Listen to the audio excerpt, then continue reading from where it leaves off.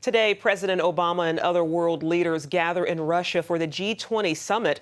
Syria is not officially on the agenda, but it's expected to dominate discussions. And back home, debate continues on whether the U.S. should intervene.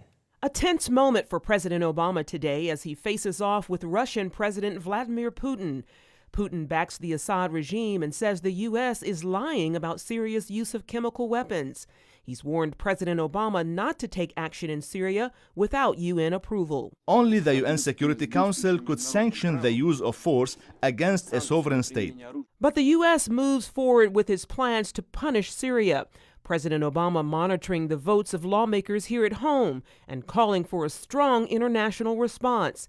At the same time, he's also trying to step back from his red line declaration that started him on the path to a U.S. strike. I didn't set a red line.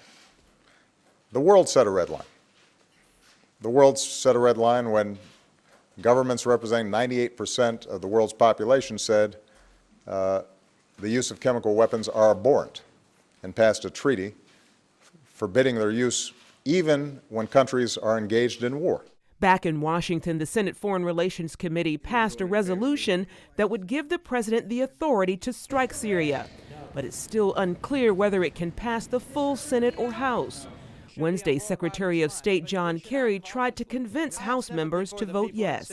The world is wondering whether the United States of America is going to consent through silence to stand aside while this kind of brutality is allowed to happen without consequence. But some say it's already too late. Conservative writer John Funn slammed Obama for his, quote, pattern of indecisiveness. Funn wrote in National Review Online, Washington is abuzz with talk about how much President Obama has damaged America's credibility with his indecisiveness on Syria. Meanwhile, skepticism is still coming from both Democrats and Republicans. I don't believe that we should have given up so easily on using the United Nations. We haven't given up. Us. Yes, we have. I see a horrible tragedy, but I don't see that our involvement will lessen the tragedy.